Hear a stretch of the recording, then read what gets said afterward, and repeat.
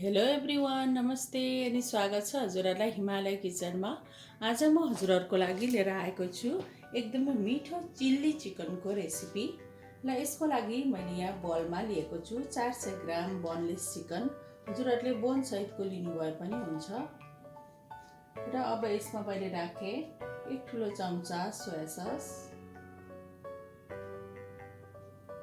त्यसै गरी 1 ठुलो चम्चा जति कर्न स्टार्च राखेँ मैले यसमा,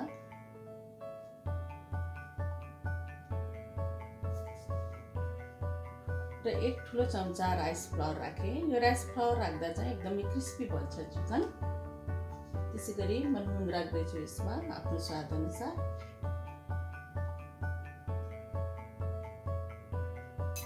अब यसलाई एकदमै राम्ररी मिक्स गर्नुपर्छ।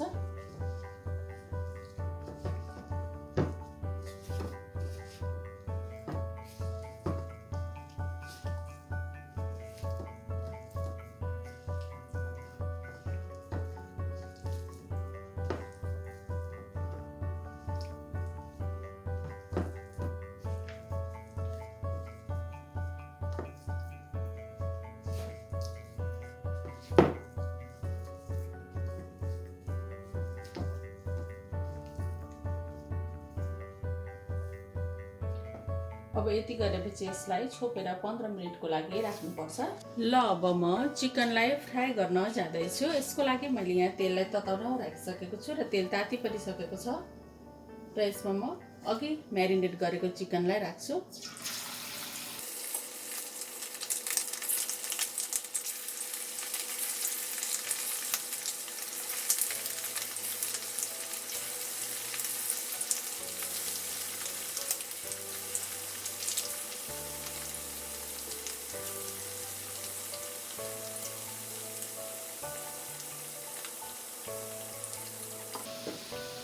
अब यो चिकनलाई चाहिँ हल्का रातो र क्रिस्पी हुने बेलासम्म फ्राई गर्नुपर्छ।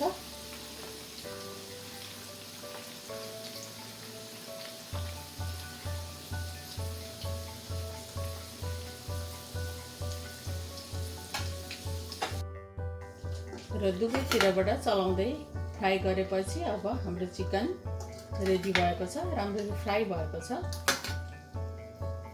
अब यसलाई म बलमा ट्रान्सफर गर्छु।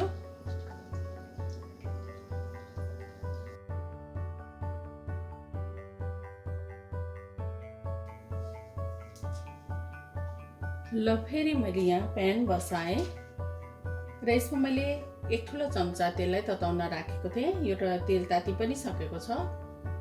र यसमा मैले पुराए 5-6 वटा जति लसुनलाई यसरी काटेर राखेको।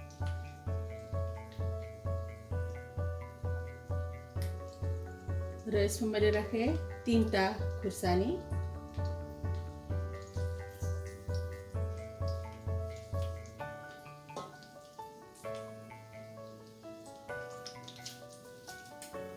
र अब मैले यसमा राखेँ एउटा मिडियम साइजको प्याज यसरी ठुल्ठुलो चाना गरेर काटेर लिएको छु। त्यसलाई राखेँ। थोरै नुन राखेँ मैले प्याज राखेपछि। अब यसलाई चलाइदिउँ।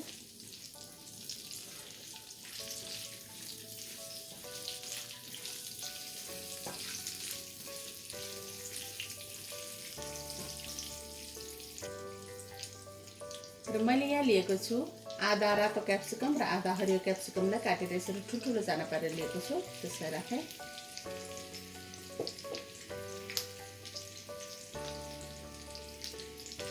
फेरि नुन राखिदिउँ थोरै। अब चलाइदिउँ। यो भेजीहरूलाई धेरै बेर फ्राई गर्नु हुँदैन, यसलाई धेरै गलाउनु हुँदैन। यसलाई चाहिँ 1-2 मिनट जति हाई हिटमा यतिकै चलाउँदै फ्राई गर्नुपर्छ।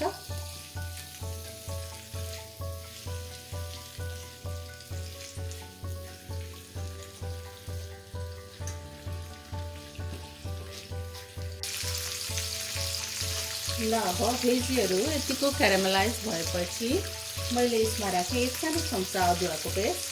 हजुरहरूले अदुवालाई कुटेर यसको टुक्रा पनि लिन सक्नुहुन्छ। र यसमा मैले राखेँ 1 सानो चम्चा सोया सस, एक सानो चम्चा काश्मिरी रातो खोर्सानीको धुलो, यो अप्सनल हो। त्यसमा मैले राखेँ 2 ठुलो चम्चा जति केचप,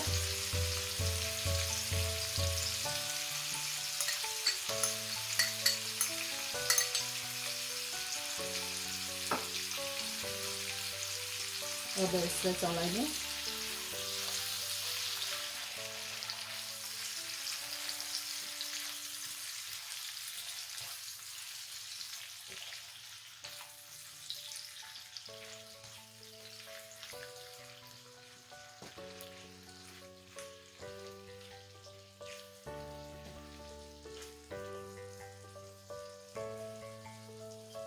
र अब यसमा मैले राखेँ अघि फ्राई गरेको चिकन राखेर फेरि मजाले चलाइदिउँ।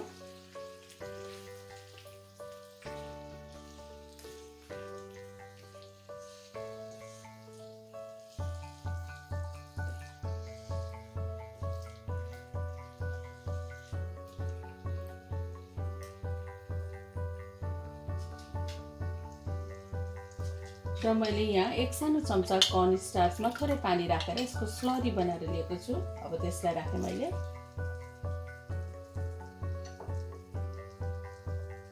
र म फेरि नुन थप्दैछु थोरै आफ्नो स्वाद अनुसार। यसमा चाहिँ चिली सस, हट ससहरू पनि हजुरहरूले राख्न सक्नुहुन्छ अझै धेरै पिरो बनाउनको लागि। र यति गरेपछि यसलाई फेरि मिडियम टु हाईमा 1 मिनेट जति यसरी पकाउने।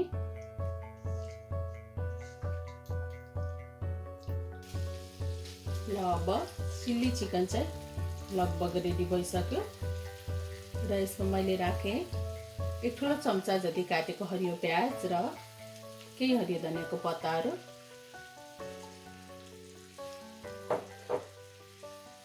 राम्ररी मिक्स गरिदिउँ।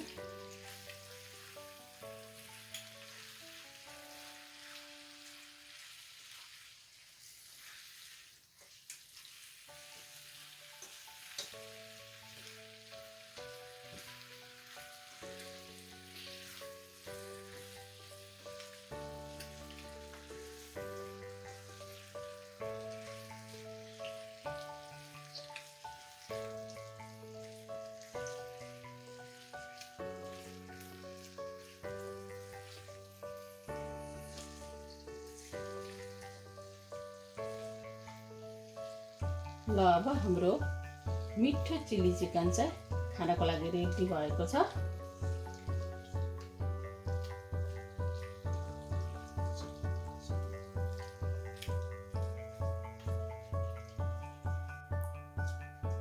ल एकदमै मिठो चिल्ली चिकन चाहिँ बनेर यसरी खानको लागि रेडी भएको छ। हजुरहरू पनि यसै गरी चिल्ली चिकन बनाएर अवश्य पनि इन्जोय गर्नुहोला। हस् त यो रेसिपी हजुरहरूलाई राम्रो लाग्यो भने हाम्रो भिडियोलाई लाइक, कमेन्ट, सेयर गरिदिनु होला। यस्तै रेसिपीहरूको लागि हाम्रो च्यानललाई सब्स्क्राइब पनि गरिदिनु होला। सब्स्क्राइब गरिसकेपछि नजिकै रहेको नोटिफिकेसन बेललाई पनि अवश्य पनि क्लिक गरिदिनु होला। फेरि पनि यस्तै मिठो परिकारको रेसिपी लिएर आउने नै छु। हाम्रो भिडियो हेरिदिनु भएकोमा हजुरहरूलाई धेरै धेरै धन्यवाद।